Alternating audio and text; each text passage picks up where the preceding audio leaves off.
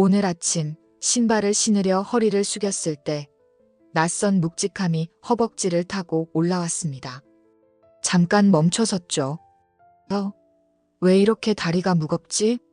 손은 신발끈을 잡고 있는데 몸은 자꾸 뒤로 기울어지려 합니다. 평소 같았으면 아무렇지도 않게 넘어갔을 순간인데 오늘만큼은 뭔가 달랐습니다.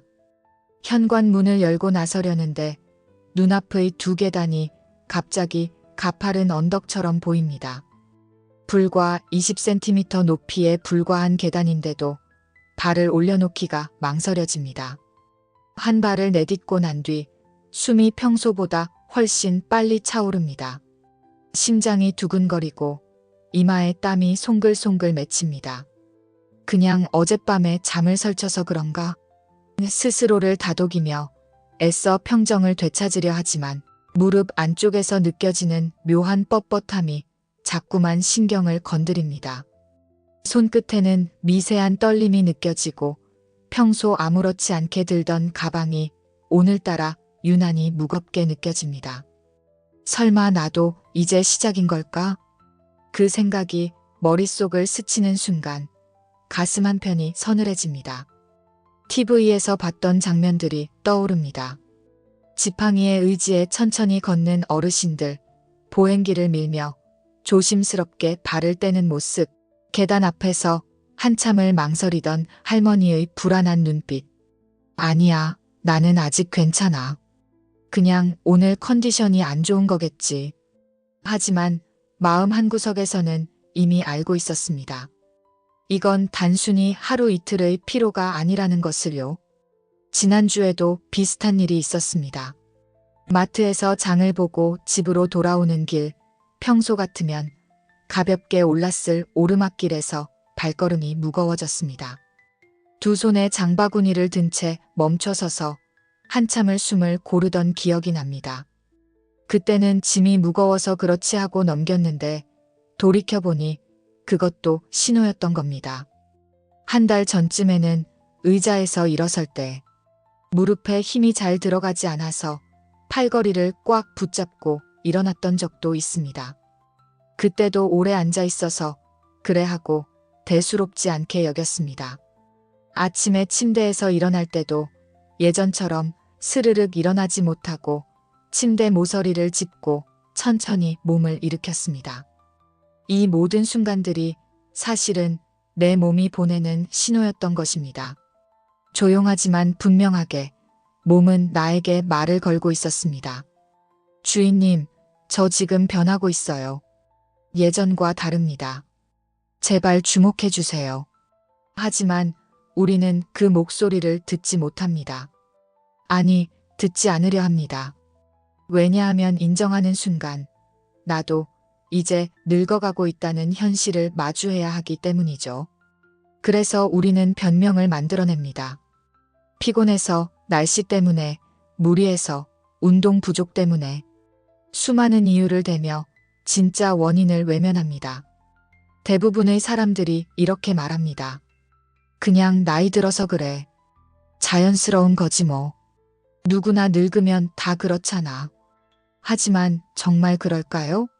정말로 이 모든 변화가 그저 당연한 노화의 과정일 뿐일까요? 사실은 그렇지 않습니다. 우리 몸의 변화는 단순한 노화의 결과가 아닙니다. 그 속에서는 눈에 보이지 않는 복잡하고 정교한 생리학적 변화들이 이미 오랫동안 아주 천천히 쌓이고 있었던 겁니다. 생각해 보십시오. 한 그루의 나무가 쓰러지는 모습을.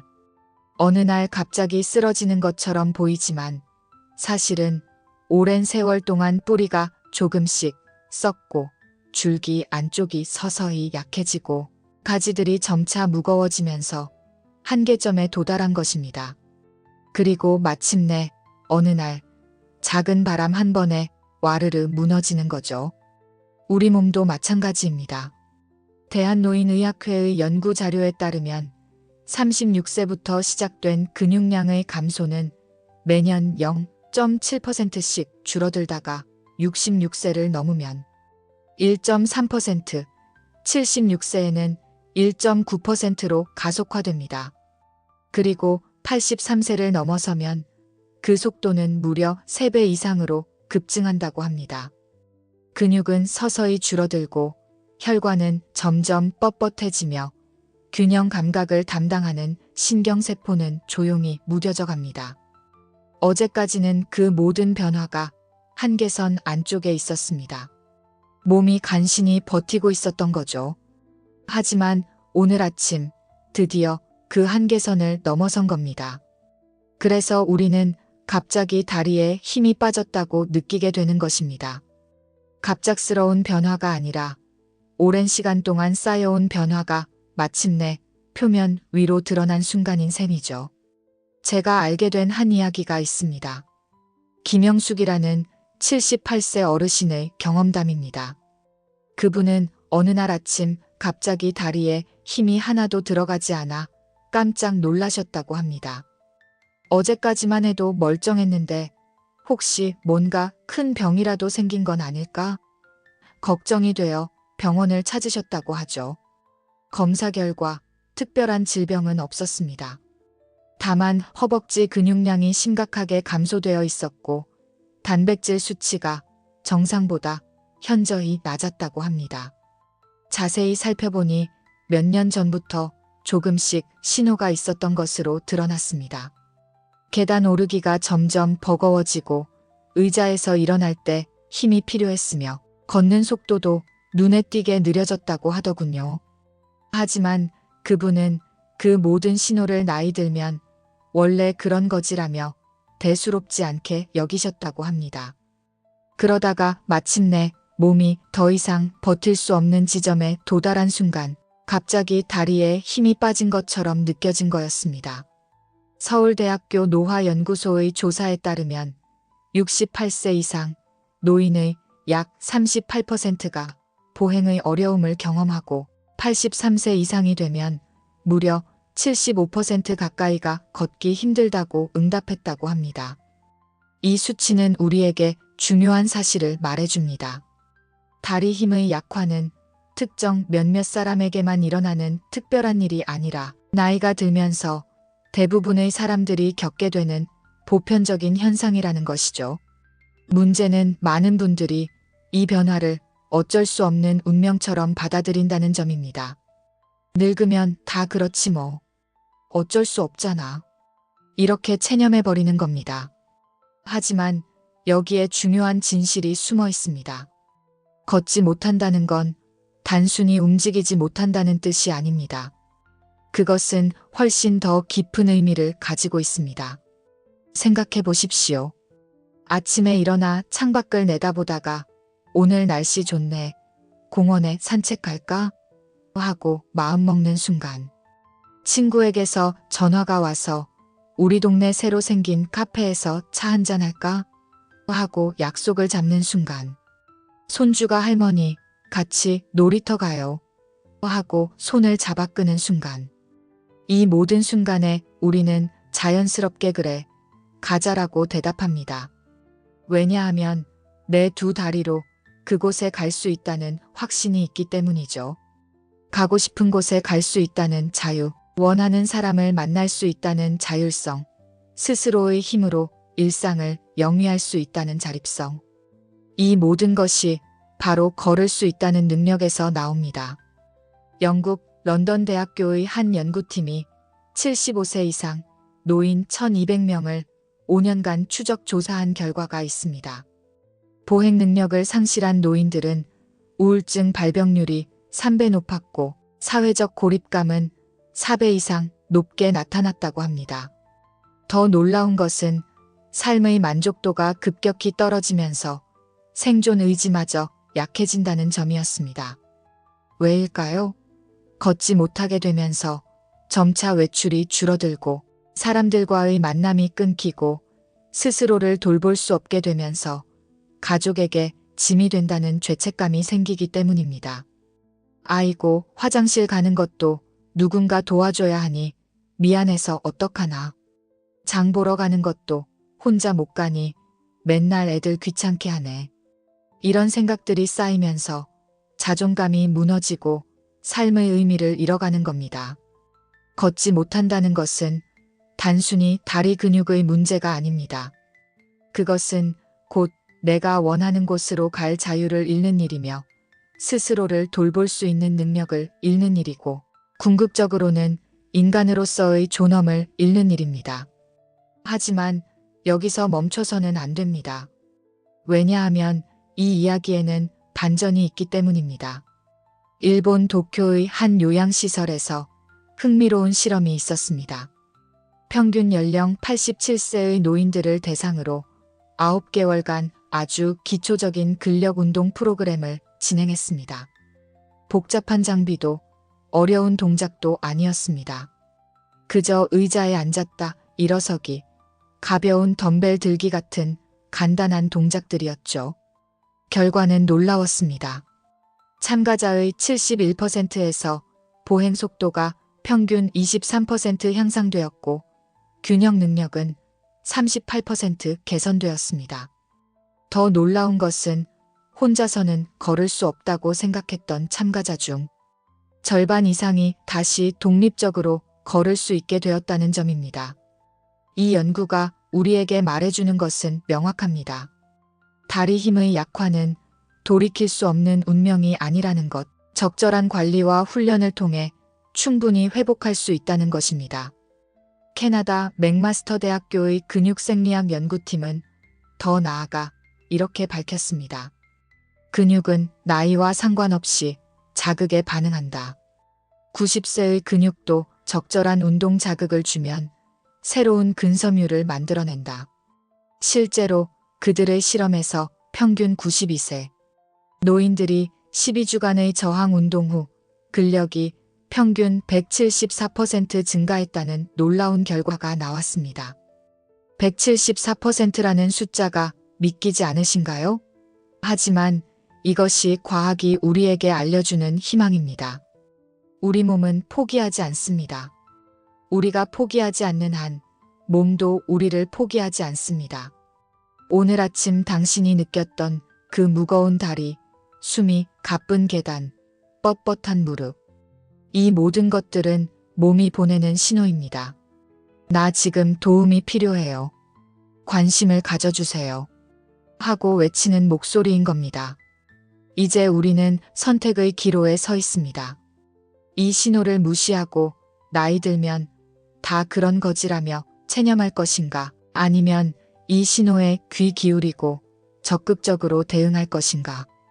그 선택에 따라 5년 후, 10년 후 당신의 삶은 완전히 달라질 것입니다. 한쪽에는 보행기에 의지하며 집안에만 머무는 삶이 있고, 다른 한쪽에는 여전히 두 다리로 공원을 거닐고 친구들을 만나러 가는 자유로운 삶이 있습니다. 그렇다면 도대체 우리 몸속에서는 무슨 일이 벌어지고 있는 걸까요? 왜 어제까지 멀쩡하던 다리가 오늘은 나를 배신하는 것처럼 느껴지는 걸까요? 많은 분들이 다리 힘이 약해지는 이유를 단순하게 생각합니다. 나이 들어서 근육이 빠진 거지. 틀린 말은 아니지만 그것은 빙산의 일각에 불과합니다. 수면 아래에는 훨씬 더 복잡하고 정교한 생리학적 변화들이 서로 얽혀 있습니다. 먼저 근육 이야기부터 시작해 보겠습니다. 우리는 흔히 근육을 단순히 몸을 움직이는 도구 정도로 생각합니다. 팔을 들고 다리를 움직이고 물건을 들어 올리는 그런 역할 말이죠. 하지만 근육의 진짜 역할은 훨씬 더 광범위하고 중요합니다. 근육은 우리 몸의 제2의 심장입니다. 특히 종아리 근육은 제2의 심장이라는 별명까지 가지고 있을 정도죠. 왜일까요? 심장이 피를 온몸으로 보내는 펌프 역할을 하듯이 종아리 근육은 다리에 내려온 혈액을 다시 심장으로 밀어 올리는 펌프 역할을 하기 때문입니다. 생각해 보세요. 우리 몸에서 심장은 가슴에 있고 다리는 가장 아래에 있습니다. 중력의 법칙상 피는 아래로 흐르기 쉽지만 위로 올라가기는 어렵습니다. 그런데도 우리 몸의 혈액은 끊임없이 순환합니다. 어떻게 가능할까요? 바로 근육의 수축과 이완이 만들어내는 펌프 작용 덕분입니다. 걸을 때마다, 발을 움직일 때마다 종아리 근육이 수축했다. 이완했다를 반복하면서 혈관을 짜내듯 혈액을 위로 밀어 올립니다. 마치 치약 튜브를 짜는 것처럼 말이죠. 이 과정이 원활하게 이루어져야 혈액순환이 제대로 되고 다리에 영양분과 산소가 충분히 공급되며 노폐물이 잘 배출됩니다. 또한 근육은 몸의 균형을 잡아주는 핵심 지지대입니다. 우리가 서 있을 수 있는 것, 걸을 수 있는 것, 계단을 오를 수 있는 것, 이 모든 것이 다리 근육이 몸의 무게를 지탱하고 균형을 유지해 주기 때문에 가능합니다.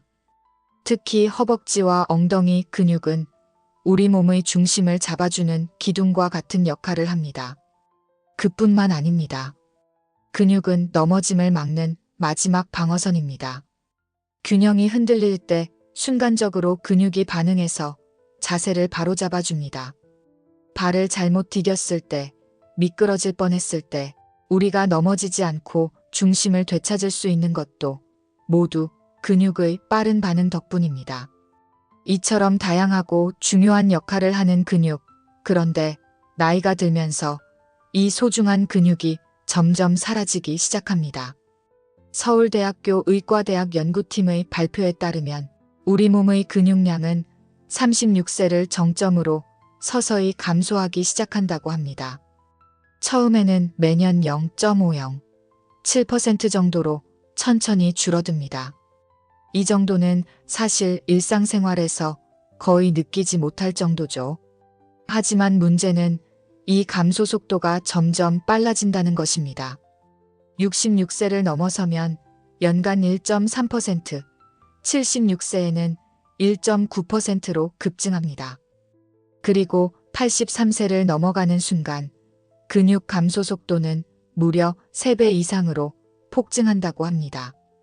숫자로 보면 와닿지 않으실 수도 있습니다. 구체적으로 예를 들어볼까요?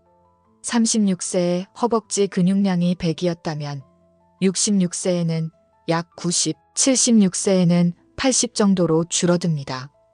여기까지는 그래도 버틸만 합니다. 하지만 83세를 넘어서면서 급격하게 6070 수준으로 떨어집니다. 바로 이 시점에서 많은 분들이 갑자기 다리에 힘이 빠졌다고 느끼게 되는 겁니다. 왜 이런 일이 벌어질까요? 첫 번째 이유는 단백질 합성 능력의 저하입니다. 근육은 단백질로 만들어집니다.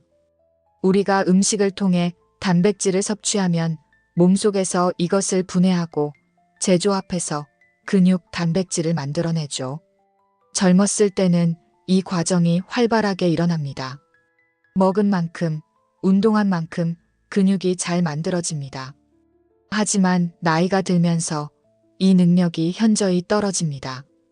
같은 양의 단백질을 먹어도 젊었을 때처럼 효율적으로 근육으로 전환되지 않습니다.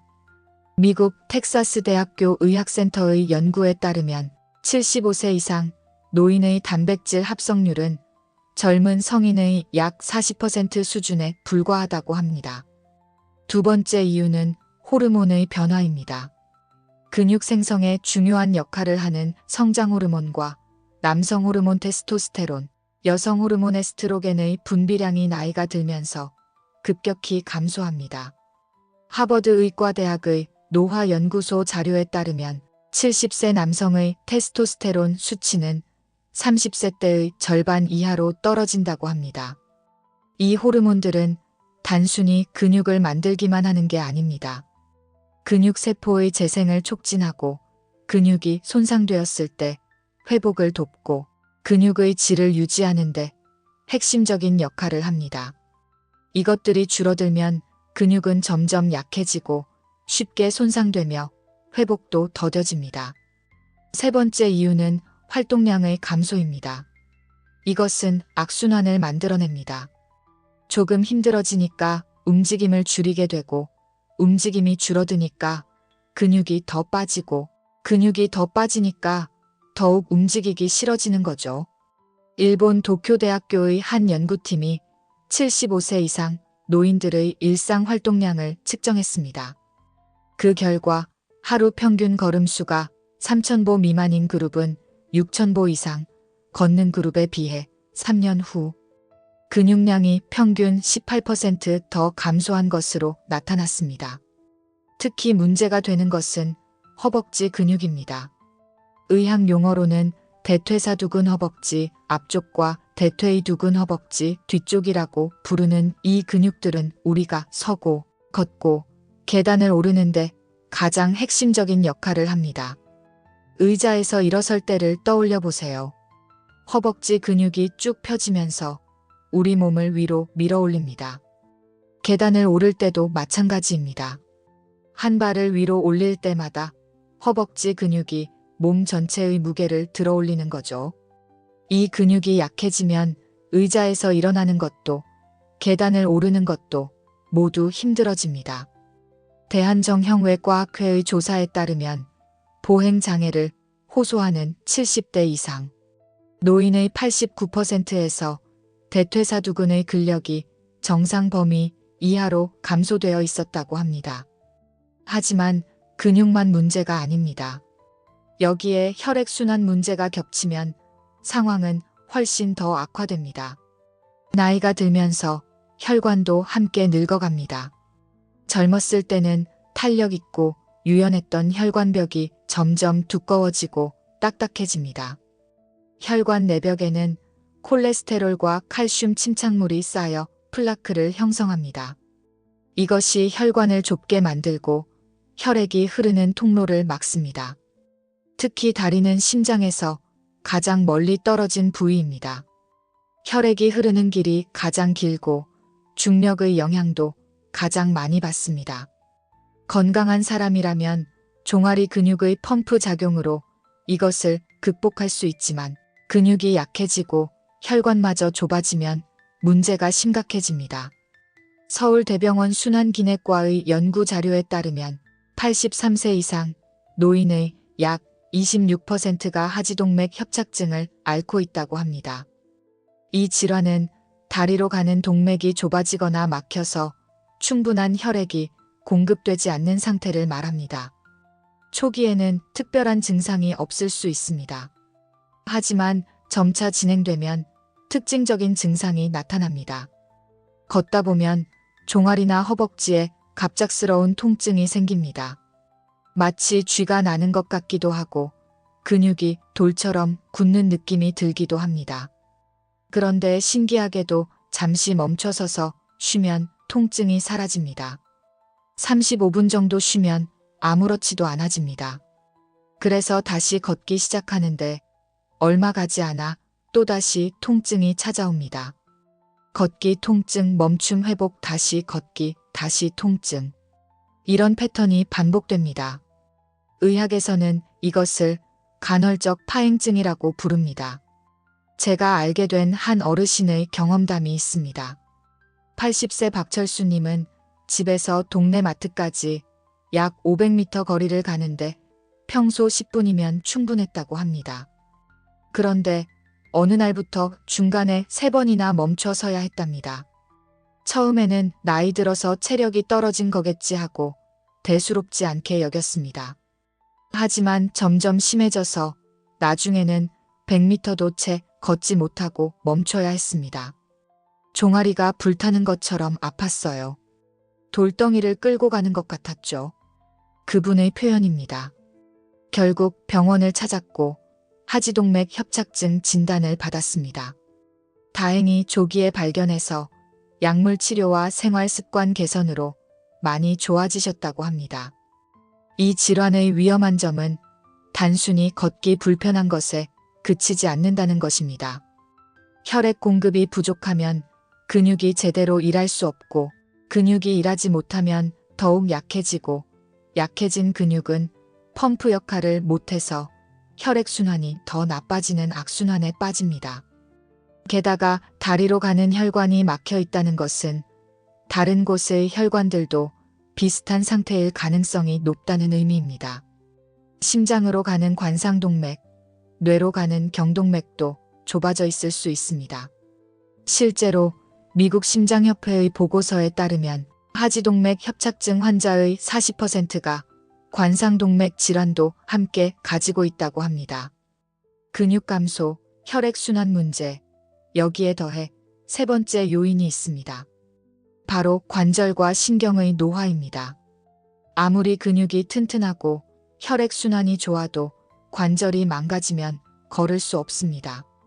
무릎 관절은 우리 몸에서 가장 큰 관절이자 가장 많이 사용하는 관절입니다.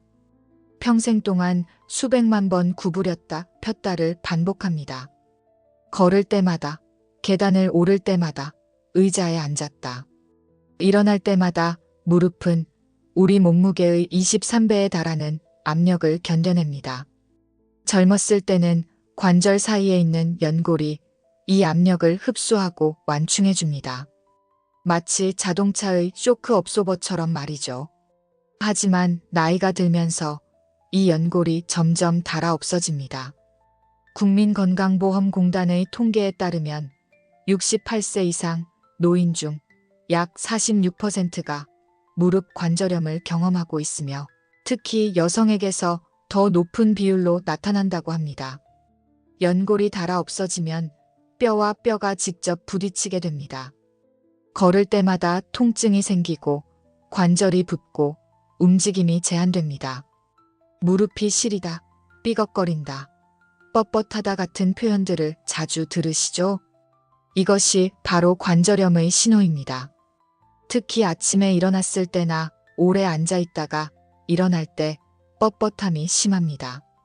움직이면 조금 나아지지만 오래 걸으면 다시 통증이 심해집니다. 하지만 더 큰 문제는 신경계의 노화입니다. 우리가 걷고 균형을 잡고 넘어지지 않을 수 있는 것은 뇌와 근육 사이의 신호 전달이 신속하고 정확하게 이루어지기 때문입니다.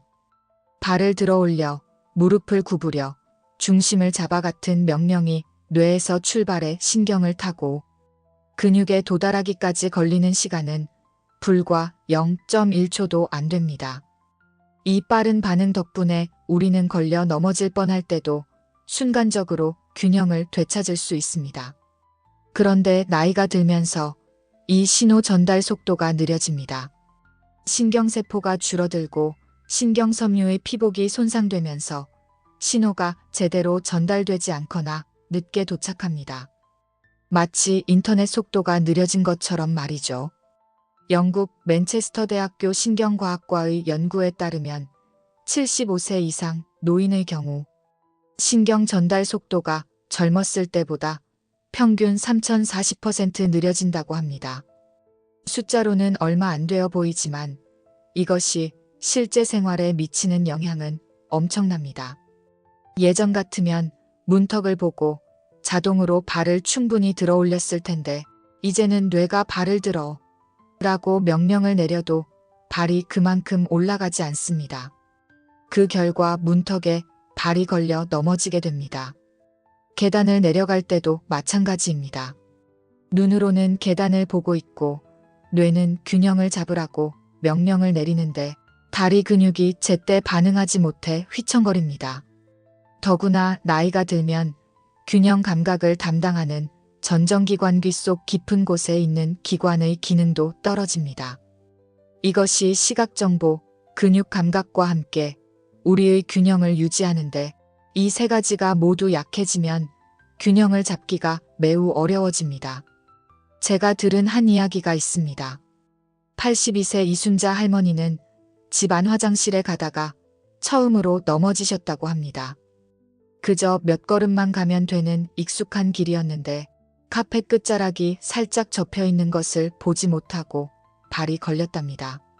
다행히 크게 다치지는 않았지만 그 이후로 할머니는 걷는 것이 두려워지셨다고 합니다. 또 넘어지면 어떡하지? 하는 불안감 때문에 외출을 자제하게 되었고 집안에서도 조심조심 벽을 짚고 다니게 되었답니다. 이것이 바로 낙상 후 증후군입니다. 한 번 넘어진 경험이 심리적 트라우마가 되어 활동을 극도로 제한하게 되고 그 결과 근육은 더 빠지고 균형 감각은 더 나빠지는 악순환에 빠지는 것이죠. 호주 시드니 대학교의 낙상 예방 연구센터 자료에 따르면 75세 이상 노인 중 한 번이라도 낙상을 경험한 사람의 68%가 낙상 공포증을 겪으며 이 중 절반 이상이 활동량을 크게 줄인다고 합니다. 근육 감소, 혈액순환 장애, 관절 마모, 신경 둔화. 이 네 가지 요인이 따로따로 작용하는 것이 아니라 서로 얽혀 영향을 주고받으며 시너지 효과를 일으킵니다. 하나가 나빠지면 다른 것들도 덩달아 나빠지고 그것이 다시 첫 번째 문제를 더 악화시키는 악순환의 고리가 만들어지는 것이죠. 하지만 여기서 절망할 필요는 없습니다. 왜냐하면 이 모든 변화에는 한 가지 중요한 공통점이 있기 때문입니다. 그것은 바로 관리할 수 있다는 점입니다. 근육은 90세에도 다시 길러낼 수 있습니다. 혈액순환은 적절한 운동과 습관으로 다시 원활하게 만들 수 있습니다. 관절은 올바른 관리로 더 이상의 손상을 막을 수 있고 신경은 반복적인 훈련을 통해 다시 깨어날 수 있습니다. 포기하는 순간 모든 것이 끝나지만 시작하는 순간 모든 것이 가능해집니다. 그렇다면 이제 가장 중요한 질문이 남았습니다. 어떻게 해야 할까요? 이미 약해진 다리를 다시 튼튼하게 만들 수 있을까요? 83세, 아니 그 이상의 나이에도 당당히 걸을 수 있을까요? 답은 명확합니다. 가능합니다. 충분히 가능합니다. 스웨덴 카롤린스카 연구소에서 25년간 진행한 대규모 장수 연구가 있습니다. 83세 이후에도 꾸준히 걷는 능력을 유지한 사람들을 추적 조사한 결과 이들은 보행 능력을 상실한 사람들보다 평균 9년을 더 오래 살았다고 합니다. 단순히 오래 산 것이 아니라 건강한 삶을 더 오래 유지했습니다. 더 놀라운 것은 이 연구가 밝혀낸 또 다른 사실입니다. 걷는 능력을 유지한 사람들의 비결이 거창한 무언가가 아니었다는 점입니다. 특별한 운동 프로그램도 비싼 건강보조식품도 아니었습니다. 그들이 한 것은 오히려 아주 작고 단순한 일상의 습관들이었습니다. 매일 아침 의자에서 일어서기 연습을 했어요. 천천히 걷기를 연습했고요. 단백질을 챙겨 먹었습니다. 연구에 참여했던 92세 잉그리드 할머니의 말씀입니다. 바로 이것입니다. 거창한 계획이 아니라 작은 습관. 하루에 딱 5가지만 실천하면 됩니다. 이 5가지 습관이 여러분의 다리를 다시 자유의 발로 만들어줄 것입니다. 첫 번째 습관, 아침 15분 의자 스쿼트입니다. 스쿼트요? 그거 젊은 사람들이 헬스장에서 하는 거 아닌가요? 많은 분들이 이렇게 반응하십니다. 걱정하지 마세요. 제가 말씀드리는 것은 일반적인 스쿼트가 아닙니다. 의자를 활용한 안전하고 쉬운 방법입니다. 왜 스쿼트일까요? 앞서 말씀드렸듯이 우리가 걷고 서고 계단을 오르는데 가장 중요한 근육이 허벅지와 엉덩이 근육입니다. 이 근육들을 효과적으로 강화할 수 있는 최고의 운동이 바로 스쿼트입니다. 미국 존스 홉킨스 대학교 물리치료학과의 연구에 따르면 의자 스쿼트를 하루 15회씩 12주간 실시한 78세 이상 노인들의 하체 근력이 평균 34% 향상되었다고 합니다. 더욱 놀라운 것은 참가자의 82%가 의자에서 일어서기가 훨씬 수월해졌다고 응답했다는 점입니다. 구체적인 방법을 알려드리겠습니다. 먼저 튼튼한 의자를 준비합니다. 팔걸이가 있으면 더 좋습니다. 의자를 벽에 바짝 붙여서 움직이지 않도록 고정합니다. 이제 의자 앞에 서서 발을 어깨 너비로 벌립니다. 발끝은 살짝 바깥쪽을 향하도록 합니다. 천천히 앉는다는 느낌으로 엉덩이를 뒤로 빼면서 무릎을 구부립니다. 이때 중요한 것은 무릎이 발끝을 넘어가지 않도록 하는 것입니다. 엉덩이가 의자에 살짝 닿을 듯 말 듯한 높이까지 내려갔다가 다시 일어섭니다. 완전히 앉지 않고 거의 닿을 듯한 지점에서 다시 일어서는 것이 포인트입니다. 처음에는 어렵습니다. 3에서 5회만 해도 허벅지가 떨릴 수 있습니다. 괜찮습니다. 그것이 정상입니다. 할 수 있는 만큼만 하세요. 5회부터 시작해서 점차 늘려가면 됩니다. 일주일 후에는 8회, 2주 후에는 10회, 한 달 후에는 15회를 목표로 합니다. 핵심은 속도가 아니라 자세입니다. 빠르게 많이 하는 것보다 천천히 정확하게 하는 것이 훨씬 중요합니다. 내려갈 때 3초, 올라올 때 3초. 이 정도 속도면 적당합니다. 숨도 잊지 마세요. 내려갈 때 숨을 들이마시고 올라올 때 숨을 내쉽니다. 힘들거나 균형이 불안하다면 의자 팔걸이를 가볍게 잡고 해도 됩니다. 처음부터 완벽하게 할 필요는 없습니다. 중요한 것은 매일 하는 것, 꾸준히 하는 것입니다. 하루 15회면 시간이 얼마나 걸릴까요? 한 번에 6초씩 걸린다고 하면 15회에 90초, 즉 1분 30초입니다. 여기에 준비하고 정리하는 시간을 포함해도 3분이면 충분합니다. 아침에 일어나서 세수하기 전 딱 3분만 투자하세요. 제가 알게 된 한 사례가 있습니다. 76세 최영희 할머니는 6개월 전만 해도 의자에서 일어날 때마다 팔로 몸을 떠밀어야 했다고 합니다. 화장실에 갈 때도 식사하러 갈 때도 항상 팔의 힘을 빌려야 했죠. 그런데 의자 스쿼트를 시작한 지 2개월 만에 놀라운 변화를 경험하셨답니다. 어느 날 무심코 의자에서 일어났는데 팔을 안 쓰고 일어선 거예요. 스스로도 깜짝 놀랐죠. 그분의 표현입니다. 4개월 후에는 계단도 예전보다 훨씬 수월하게 오르게 되었다고 합니다. 여러분, 의자에서 일어설 때 팔의 힘을 빌리고 계신가요? 두 번째 습관, 6초 걸음 연습입니다. 많은 분들이 걷기 운동을 할 때 빨리, 많이 걷는 것에 집중합니다. 만보를 걸어야 한다. 빠르게 걸어야 건강에 좋다. 이런 이야기들을 많이 들으셨을 겁니다. 하지만 노년기에는 속도나 거리보다 훨씬 중요한 것이 있습니다. 바로 정확하게 걷는 것입니다. 발을 제대로 들어 올리는 것, 균형을 유지하는 것, 안전하게 걷는 것. 이것이 핵심입니다. 왜일까요? 앞서 말씀드렸듯이 나이가 들면서 신경 전달 속도가 느려지고 균형 감각이 둔해집니다. 그래서 발을 충분히 들어 올리지 못하고 끌듯이 걷게 되죠. 이것이 바로 낙상의 주요 원인입니다. 일본 도쿄 국립노화연구소의 조사에 따르면 75세 이상 노인의 낙상 사고 중 67%가 문턱이나 장애물에 발이 걸려서 발생한다고 합니다. 불과 2에서 3cm 높이의 문턱인데도 발이 제대로 올라가지 않아 걸려 넘어지는 것이죠.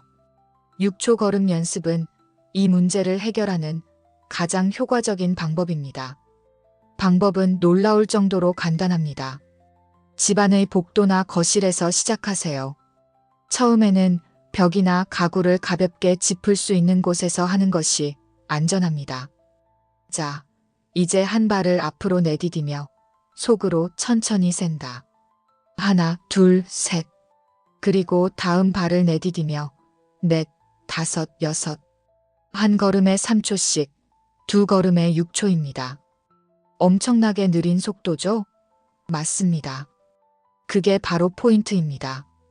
천천히 걷는 동안 우리는 발을 의식적으로 들어 올리게 됩니다.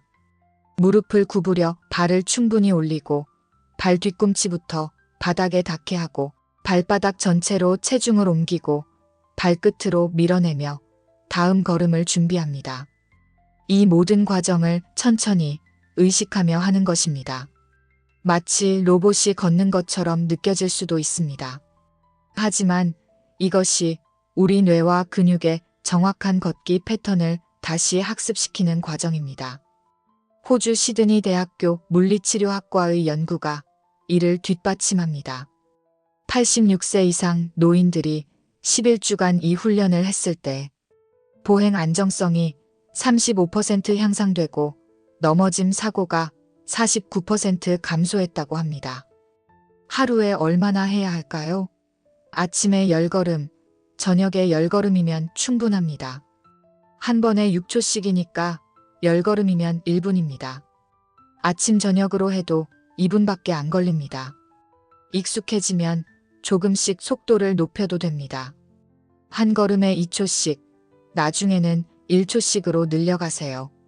하지만 절대 서두르지 마세요. 빠르게 걷는 것이 목표가 아닙니다. 정확하게, 안전하게 걷는 것이 목표입니다. 제가 들은 이야기 중에 84세 박정자 할머니의 경험담이 있습니다. 그분은 1년 전 집 앞 경사로에서 발을 헛디뎌 크게 넘어지신 적이 있다고 합니다.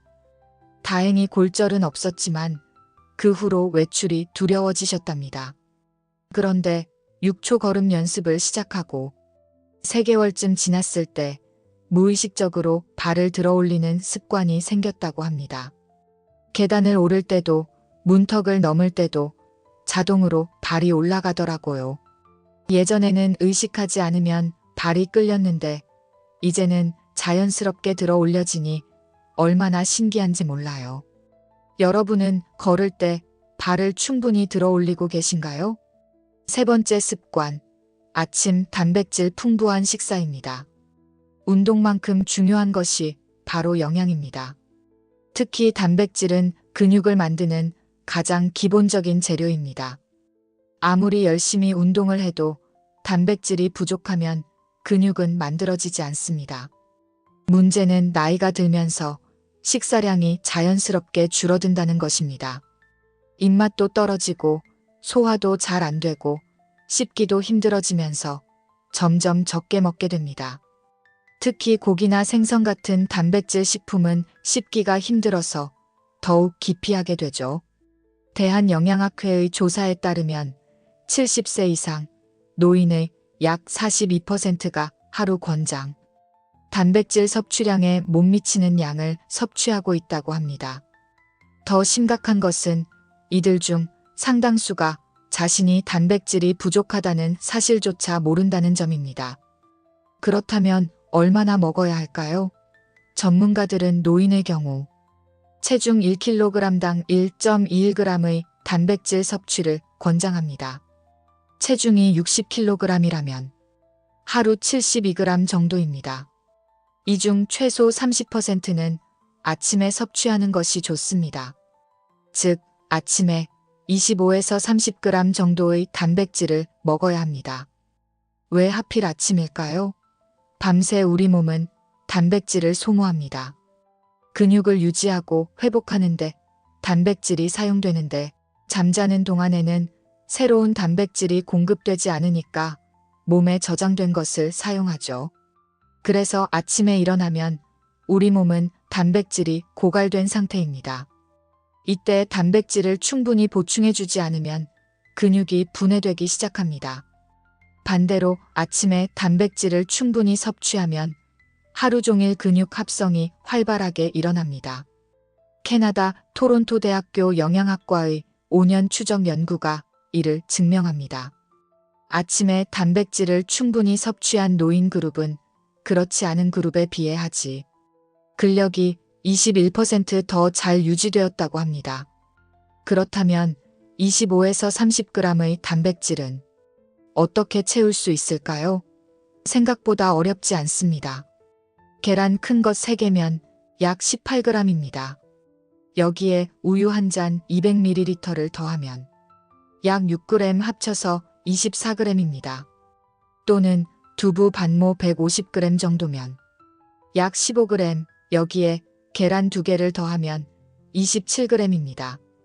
삶은 닭가슴살 100g은 약 30g의 단백질을 제공합니다. 그렇게 많이 어떻게 먹어요? 걱정하시는 분들도 계실 겁니다.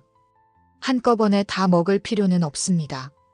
아침 식사 때 계란 2개와 우유 한 잔, 그리고 오전 간식으로 두부나 치즈를 조금 먹으면 됩니다. 중요한 것은 단백질과 함께 비타민 D를 섭취하는 것입니다. 비타민 D는 단백질이 근육으로 합성되는 과정을 돕습니다.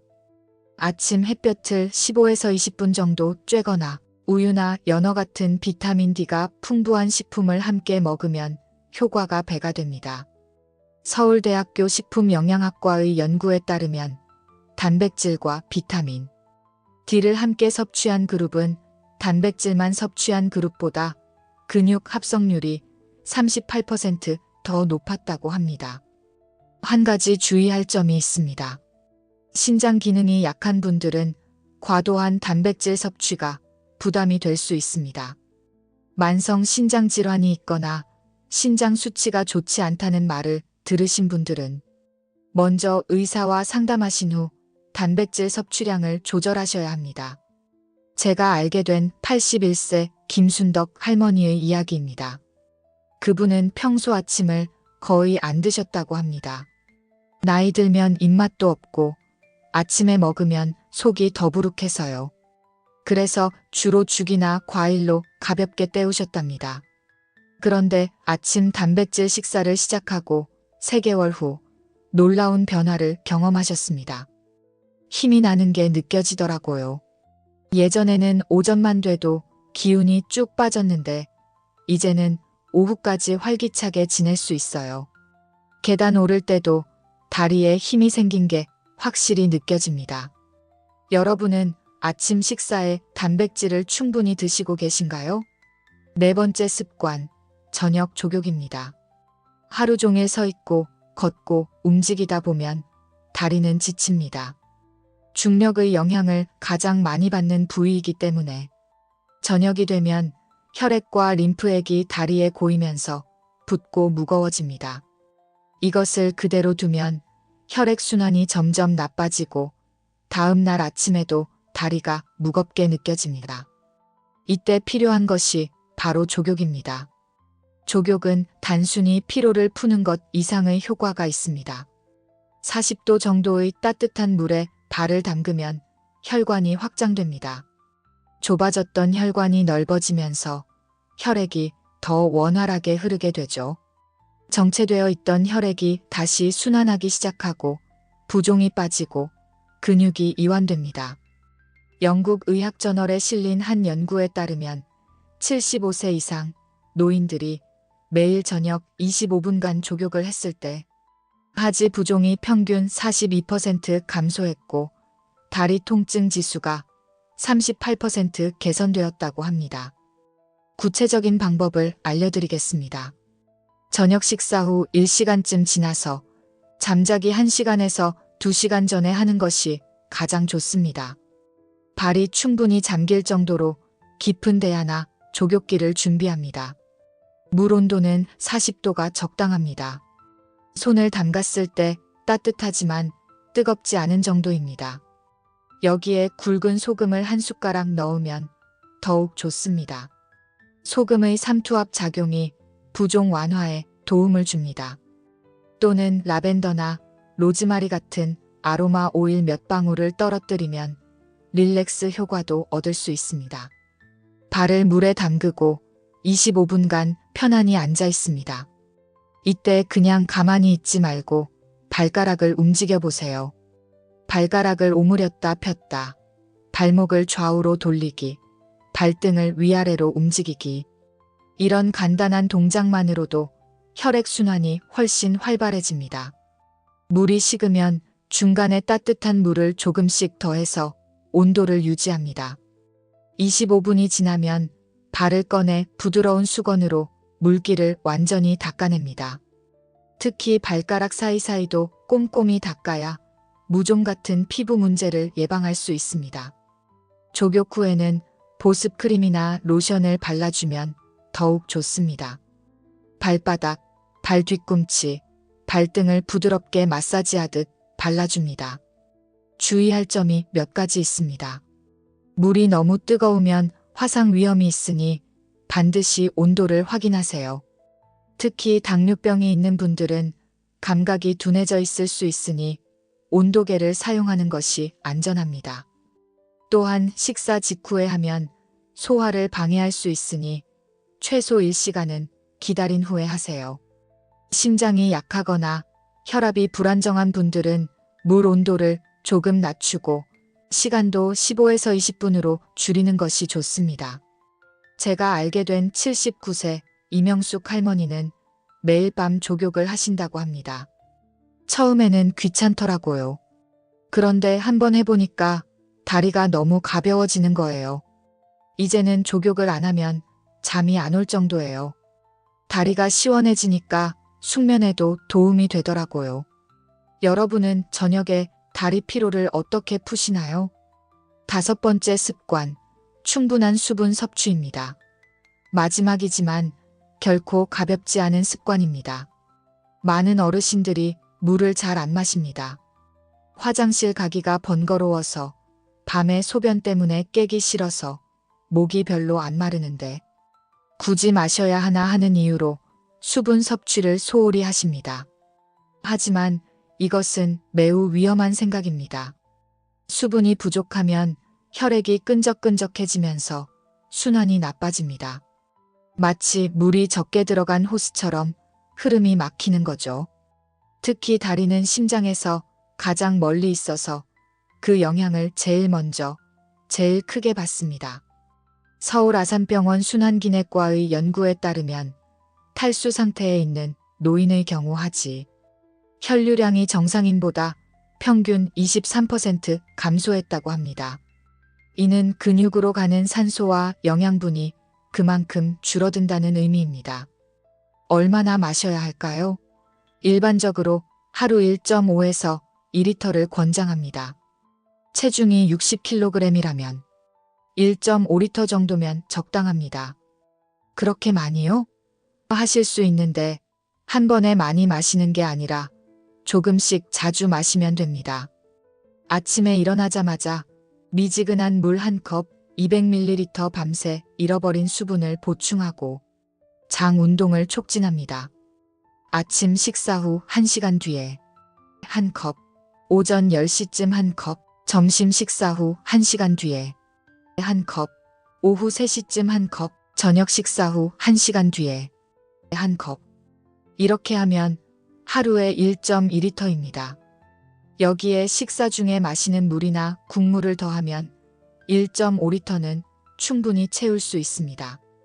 중요한 것은 목이 마를 때 마시는 게 아니라 시간을 정해놓고 마시는 것입니다. 나이가 들면 갈증을 잘 느끼지 못합니다. 몸은 이미 수분이 부족한 상태인데도 목이 안 마른 것처럼 느껴지는 거죠. 그래서 정해진 시간에 의식적으로 마셔야 합니다. 한 가지 팁을 드리자면 물병에 시간을 표시해 두는 것도 좋은 방법입니다. 1.5리터 물병에 오전 10시, 낮 12시, 오후 3시, 저녁 6시 이렇게 선을 그어두고 그 시간까지, 그 선까지 물을 마시는 거죠. 주의할 점은 커피나 녹차 같은 카페인 음료는 수분 섭취량에 포함하지 않는다는 것입니다. 카페인은 이뇨작용이 있어서 오히려 수분을 빼앗아갑니다. 물 대신 마시면 안 됩니다. 또한 저녁 8시 이후에는 물을 너무 많이 마시지 않는 것이 좋습니다. 밤에 화장실 가느라 수면이 방해받을 수 있으니까요. 대신 낮 시간 동안 충분히 마셔두는 것이 좋습니다. 제가 들은 83세 정미자 할머니의 이야기입니다. 그분은 평소 물을 거의 안 드셨다고 합니다. 하루에 2~3잔 정도? 그것도 목이 마를 때만 조금씩 마셨답니다.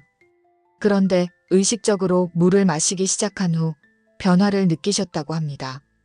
처음에는 화장실 가는 게 정말 귀찮더라고요.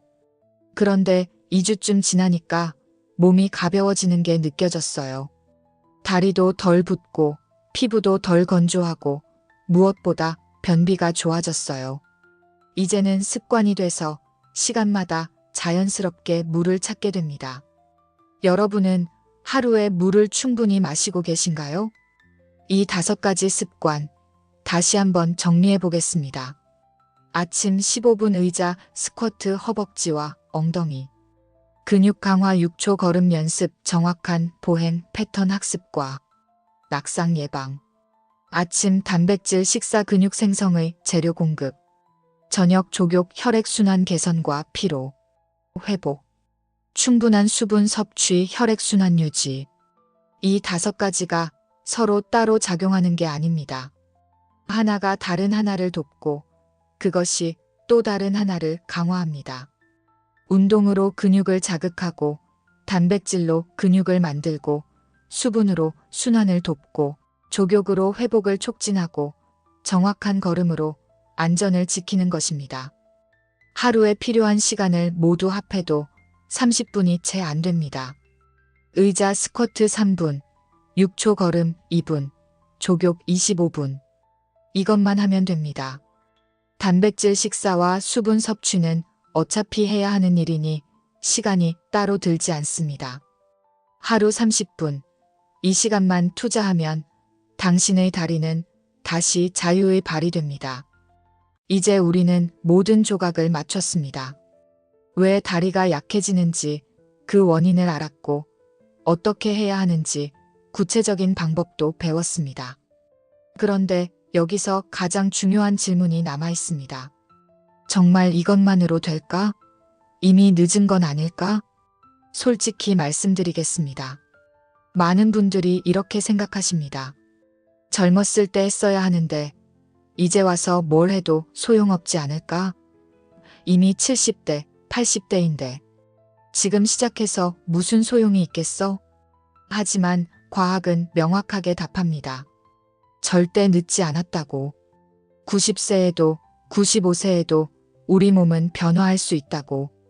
걷는 힘을 지키는 것은 단지 오래 사는 문제가 아닙니다. 어떻게 살아가느냐의 문제입니다. 침대에 누워 천장만 바라보며 사는 10년과 두 다리로 세상을 걸으며 사는 5년 중 어느 것을 선택하시겠습니까? 제가 알게 된 두 분의 이야기를 들려드리겠습니다. 이 두 분은 거의 같은 나이, 비슷한 환경에서 사셨습니다. 하지만 선택이 달랐고 그 결과도 완전히 달랐습니다. 첫 번째 분은 김영철 할아버지입니다. 72세까지는 큰 문제 없이 지내셨습니다. 가끔 다리가 무겁다는 느낌이 들었지만 나이 들면 다 그렇지 뭐 하며 대수롭지 않게 넘기셨죠. 주변에서 운동 좀 하라는 말을 들어도 나중에 하며 미루셨습니다. 75세쯤 되니 계단 오르기가 힘들어지기 시작했습니다. 78세에는 의자에서 일어날 때 팔의 힘을 빌려야 했습니다. 80세가 되자 집 밖 외출이 부담스러워졌습니다. 그래도 여전히 조금 쉬면 괜찮아질 거야 하며 특별한 조치를 취하지 않으셨습니다. 그러다 84세 되던 해겨울 화장실 가다가 미끄러져 넘어지셨습니다. 고관절 골절이었습니다. 수술을 받으셨지만 회복이 더뎠습니다. 이후 걷기가 힘들어져 보행기에 의지해야 했고 점차 활동 반경이 줄어들었습니다. 88세인 지금은 집 밖 외출이 거의 불가능한 상태입니다. 그때 운동이라도 시작할 걸 그랬어요. 다리에 힘이 있었으면 넘어지지도 않았을 텐데. 그분이 자주 하시는 말씀이랍니다. 두 번째 분은 박순희 할머니입니다. 이분도 72세쯤 다리에 힘이 빠지는 느낌을 받으셨다고 합니다. 그런데 이분은 달랐습니다. 이건 신호야. 지금 시작하지 않으면 나중에 후회하겠어. 그렇게 생각하고 바로 행동에 옮기셨습니다. 처음에는 의자 스쿼트 5회도 힘들었답니다. 숨이 차고 다리가 떨렸죠. 하지만 포기하지 않으셨습니다. 매일 아침 5회씩, 그 다음 주에는 7회, 그 다음에는 10회. 천천히 늘려가셨습니다. 단백질 섭취도 신경 쓰기 시작하셨습니다. 아침마다 계란 3개와 우유 1잔을 꼭 챙겨 드셨습니다. 저녁에는 족욕을 하며 하루를 마무리하셨죠. 75세가 되었을 때 그분은 확실한 변화를 느끼셨다고 합니다. 계단 오르기가 훨씬 수월해졌고 의자에서 일어나는 것도 가볍게 할 수 있었습니다. 80세에는 동네 공원을 매일 산책하셨고 85세에도 버스 타고 시장 가는 것을 즐기셨습니다. 지금 88세 박순희 할머니는 여전히 스스로 장을 보러 다니십니다. 손주들과 공원 산책도 하시고 친구들과 차 마시러 카페도 가십니다. 다리가 나를 배신하지 않아서 감사해요. 내가 다리를 포기하지 않았으니까 다리도 나를 포기하지 않았나 봐요. 그분의 말씀입니다. 같은 나이 비슷한 조건. 차이는 단 하나였습니다. 준비였습니다. 변화의 신호를 외면하지 않고 바로 행동했느냐, 아니면 미루고 미루다가 돌이킬 수 없는 지경에 이르렀느냐의 차이였습니다. 영국 브리스톨 대학교의 20년 추적 연구가 이를 뒷받침합니다. 70세 이후에 규칙적인 근력 운동을 시작한 그룹과 그렇지 않은 그룹을 비교했더니 15년 후 독립적인 생활 유지율이 무려 3.8배 차이가 났다고 합니다. 운동을 한 그룹은 85세에도 74%가 독립적인 생활을 유지했지만 하지 않은 그룹은 19%만이 가능했습니다. 여기서 중요한 사실이 있습니다. 근육은 우리를 배신하지 않는다는 것입니다. 캐나다 맥마스터 대학교 근육생리학 연구소의 놀라운 실험이 있습니다. 평균 92세 노인들에게 12주간 주 3회 간단한 저항 운동을 시켰습니다. 의자 스쿼트, 가벼운 덤벨 들기 같은 기초 동작들이었죠. 결과는 충격적이었습니다. 근력이 평균 174% 증가했습니다. 2배 가까이 강해진 겁니다. 더 놀라운 것은 근육 조직 검사를 했더니 새로운 근섬유가 생성되고 있었다는 점입니다. 92세에도 근육은 자라고 있었습니다. 나이 들면 근육은 다시 안 생긴다는 것은 완전한 오해입니다. 근육은 나이와 상관없이 자극에 반응합니다. 단지 젊었을 때보다 조금 더디게 반응할 뿐 분명히 반응합니다. 조금만 자극을 줘도 다시 힘을 냅니다. 혈액순환도 마찬가지입니다. 규칙적인 운동과 족욕, 충분한 수분 섭취만으로도 막혔던 혈관이 다시 열리고 흐름이 개선됩니다. 일본 교토대학교 순환기내과의 연구에 따르면 80세 이상 노인들이 3개월간 규칙적인 걷기와 족욕을 병행했을 때 하지 혈류량이 평균 28% 증가했다고 합니다. 관절도 포기하지 않습니다. 이미 닳아 없어진 연골은 다시 생기지 않지만 주변 근육을 강화하면 관절에 가해지는 부담을 줄일 수 있습니다. 그 결과 통증이 줄어들고 움직임이 수월해집니다. 신경도 훈련으로 다시 깨어납니다. 반복적인 6초 걸음 연습, 균형 훈련을 통해 둔해진 신경 전달 속도를 개선할 수 있습니다. 뇌의 가소성, 즉 변화하고 적응하는 능력은 90세에도 남아 있습니다. 문제는 나이가 아닙니다. 문제는 포기입니다. 이미 늦었어. 나이 들면 다 그런 거야. 이제 와서 뭘 해도 소용없어. 이런 생각이야말로 진짜적입니다. 이 생각이 우리를 의자에 가두고 집안에 가두고 침대에 가둡니다. 나이 듦이 두려운 게 아닙니다. 변화를 외면하는 것이 두렵습니다. 몸이 보내는 신호를 무시하는 것이 두렵습니다. 할 수 있을 때 하지 않고 미루는 것이 두렵습니다. 오늘이 가장 젊은 날입니다. 내일보다, 모레보다, 1년 후보다 지금이 가장 젊습니다. 그렇다면 시작하기에 가장 좋은 날도 바로 오늘입니다. 오늘 아침 의자에서 일어나며 이렇게 다짐해 보세요. 나는 아직 내 다리를 포기하지 않았다. 이 한 문장이 모든 것을 바꿉니다. 포기하지 않는다는 것은 곧 시작한다는 뜻이니까요. 의자 스쿼트 15회 하루 3분이면 됩니다. 아침에 세수하기 전 딱 3분만 투자하세요. 6초 걸음 연습 아침 저녁으로 10걸음씩 2분이면 충분합니다. 아침 단백질 식사 계란 3개와 우유 한 잔 또는 두부 반모. 이것만 챙기면 됩니다. 저녁 족욕 40도 물에 25분. 하루의 피로를 풀어주세요. 하루 1.5리터의 물 시간마다 조금씩 의식적으로 마시세요. 이 5가지 습관이 당신의 내일을 지탱할 가장 든든한 기둥이 될 것입니다. 처음에는 힘들 수 있습니다. 의자 스쿼트 5회도 벅찰 수 있고 6초 걸음이 어색하게 느껴질 수 있습니다. 단백질을 챙겨 먹는 것도 물을 의식적으로 마시는 것도 익숙하지 않을 겁니다. 괜찮습니다. 완벽하게 할 필요 없습니다. 중요한 것은 시작하는 것, 그리고 포기하지 않고 계속하는 것입니다. 첫 주에는 의자 스쿼트 5회만 해도 됩니다. 둘째 주에 7회, 셋째 주에 10회로 늘리면 됩니다.